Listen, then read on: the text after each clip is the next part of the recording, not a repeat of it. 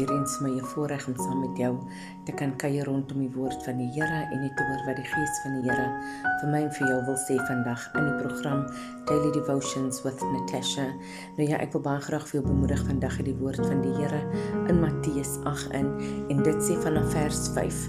Nadat Jesus in Kapernaum aangekom het 'n offisier by hom hulp kom vra en gesê: Here, my slaaf lê by my huis verlam en verduur baie pyn.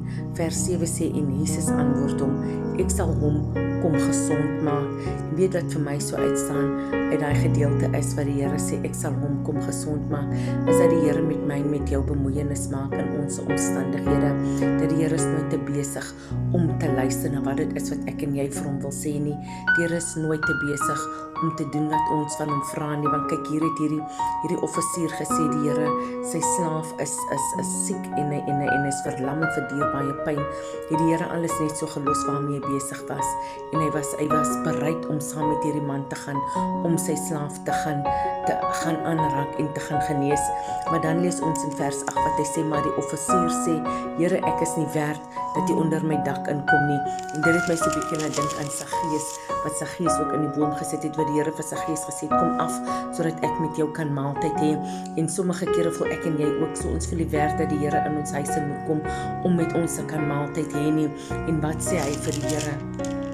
Hy sê vir die Here, sê net 'n woord, sê maar net 'n woord en my slaaf sal gesond word.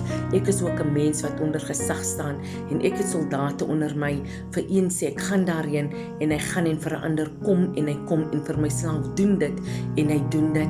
Vers 10 sê en Jesus was verwonderd toe hy dit hoor en hy sê vir die mense wat agter hom aangekom het: dit verseker ek julle, ek het nog by niemand in Israel so 'n groot geloof teëgekom nie. En weet jy, vandag wil ek vir jou vra, in wie stel jy jou geloof vandag? In wie plaas jy jou geloof vandag? Plaas jy jou geloof in die Here of plaas jy jou geloof in mens in? Dis tyd dat jy jou geloof in Jesus Christus moet plaas, want wat sê die woord van die Here? Moenie op 'n mens vertrou nie, nie op 'n mens staat maak nie, want ja, mense verander, maar Jesus nooit. Maar Jesus sê, ek het nog by niemand in Israel so 'n groot geloof teëgekom nie. Hoe lyk jou geloof vandag, my dierbare?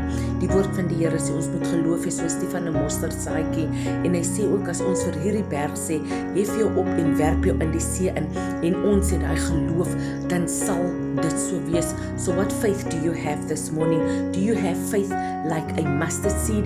As die Here kom, sê die woord van die Here, gaan hy nog geloof op hierdie aarde kry? Kom ek en jy, kom ons sit ons geloof in Jesus Christus vandag, die begin en die volëinder van ons geloof. Van my Natasha Fiek, mag jy 'n geseënde dag verder hê. Tot weerziens.